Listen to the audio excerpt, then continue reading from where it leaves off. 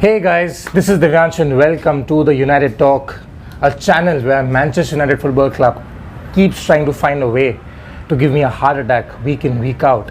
And I say that because the way we played against Chelsea, the way we played against Watford, and I was like, wow, this team is back. And then we defeated Club Brugge by 5-0. And I'm like, yes, this is the Man United that I've watched while growing up.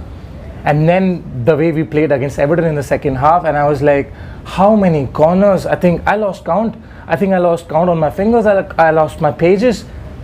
I lost count of how many corners did Everton have in that game, and we just kept giving them chances after chances in that second half. If you talk about the starting lineup, it was amazing. I mean, I was very happy with the starting lineup. It was a lineup which was full of excitement. It was an attacking lineup, and I thought, yes, we can actually go ahead and get a result at Everton at Goodison Park. We can do something with these players. And in the first half, I mean, you talk about David De Gea error, and you know what? This is the kind of an error that David De Gea will make once in his entire career, once in his lifetime. And I remember Karius from Liverpool when he had that kind of an error against Real Madrid in the Champions League final. And I'm not saying that they are the same class, because David De Gea is world class, but I mean, it's just something that happens to a goalkeeper maybe once in their lifetime, and it just happened to De Gea in this game. Now you can criticize him all you want. It's an individual error. It's an error that he will not be able to sleep with himself. Like, he will cry it out tonight because of this error. So yes, it's an error. It's his fault, but it happens, right? It happens with everyone, with every goalkeeper or most of the goalkeepers. But if you talk about the first half, and I was like, maybe we, after going back a goal, after going down, conceding a goal, I think we played well, because I think we were clicking, we were trying to create chances. Bruno Fernandes was everywhere, and he has been an inspiration, this guy Bruno Fernandes, for us. And just goes out to show that how much of a difference one quality player can make to the squad, and how much quality were we lacking. Simply by the addition of one player in the squad, we look so different. We look so different. And when you talk about the first half, and I thought we were unlucky not to score 2 goals, because the first goal that we scored, the only goal, Bruno Fernandes, that shot was an amazing shot from outside the box, and his awareness around him, what's going on, where's the opposition player, and where can I find spaces, is amazing. And he just found that space. United were closing down on top of the pitch, and we took advantage of that. Bruno Fernandes unleashed a shot. It was a powerful shot, a swerve on the ball from his right foot. And you can argue that Jordan Pickford could have saved that, because first of all, his starting position was wrong in the goal. Second of all, even then, he should have saved that shot. He's England's number 1. He is capable enough to save that. So I think 2 errors by 2 goalkeepers in the first half, and it was 1-1, and I thought we were unlucky not to score another goal in the first half. And second half, I thought, yes, this is where the difference will be, because Ancelotti, he's a world-class coach. He will come out, he will send Everton, and he will change something tactically.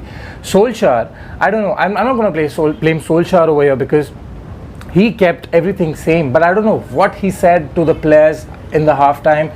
They came out and they just wanted to defend. I mean, in the second half, the first half, we retained the ball so well. Our ball retention in the first half was amazing, right? Maybe the only problem I had was the fact that we were not finding Aaron Wan-Bissaka and Nemanja Matic, and whoever was playing on the right hand side of United was not finding Luke Shaw, who was in acres of spaces on the left hand side very often. The switch of the play could have been faster, but that's about it. And it's not easy to switch play from a right hand side to a left hand side just like that. Only the world class player are able to do it. So that was the only thing. But in the second half, our ball retention was so poor. I don't know what to say, because the tactics looked same, and even from the Everton side, they just were able to retain the ball. And I mean, I couldn't see any difference in the tactic from Carlo Ancelotti. I might be wrong, I might have missed something, but all I understood for the second half was they retained the ball well. We just tried to hoof the ball forward whenever we got an opportunity, and while we did try to have some passes going here and there, it was not ideal for us. And apart from that double save in the end that Jordan Pickford made, which, by the way, I mean, it was a great save, and he redeemed himself for his error. And even De Gea, towards the end, he made some great saves. Even in the beginning, just after the goal that he conceded, he made a great save from Calvert-Lewin. So both goalkeepers did commit mistakes. Both goalkeepers did redeem themselves. But all in all, in the second half, there was not another chance that United created, and that was my problem. And it was not because we did not have quality. Even after Mata came on, how much time did Mata have on the ball? How much could Mata affect the game? Because of the way we were playing, we were just handing them the initiative again and again. And I mean, it's a good draw to have, simply because it's Everton away. They have not lost a game under Ancelotti at Goodison Park, so it's a good point to have. I mean, we are lucky that Chelsea dropped points, Tottenham Hotspur dropped points, and that was another crazy game, by the way. So we are lucky that we are still fifth. Well, the Sheffield could move up by a point, but we are still fifth. We are lucky. But I think the luckiest team right now in the Premier League, you could argue it's Liverpool, you could argue it's United, because the VAR decisions are going in our favour. And by the way, on the VAR, the goal that was disallowed, for those guys, for those of you who don't know the rules, the rule clearly states that if a player is impeding, if a player is in the line of a shot, it's offside or it's no goal. It's clear. It's clear. Now you can debate whether the rule is right or not, but that's a separate argument to be had. If the rule needs to be changed, it needs to be changed. I'm not arguing about the rule. I'm talking about whether VAR followed the rule or not. Yes, they did. And that's why the goal should have been disallowed and was disallowed rightly. Now you talk about the luckiest team in the league. It's not United, it's not Liverpool, it's Chelsea.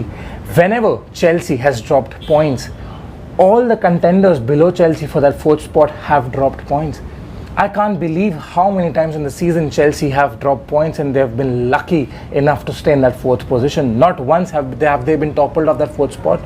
And that's just, I mean, I don't care anymore whether we get into a top four or not. I mean, I still do, but I mean, Chelsea should not, because they don't deserve to be in the top spot, because they have not done anything different from what United have done, or from what Tottenham have done, or what Sheffield have done, or Wolves have done.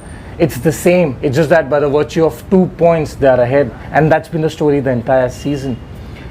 We do have Derby County away next, and I think our run of form still, I mean, the past 7 games we've won 4 of them and drawn 3, so I think there is some kind of a momentum. The fact that we came back and we played well after going down a goal at Goodison Park speaks volumes. I think we are improving as a team, but I thought Van Bissaka and Luke Shaw had an average game. If I had to give them ratings, I think I would give them about 6 out of 10, simply because Van Bissaka, he had 1 tackle throughout the game, and Luke Shaw, the same thing. He did not have any tackles going on. And the fact that I'm not just saying that it was all their fault is simply because there were no wingers to come out and help them, to overload, to help protect the wing.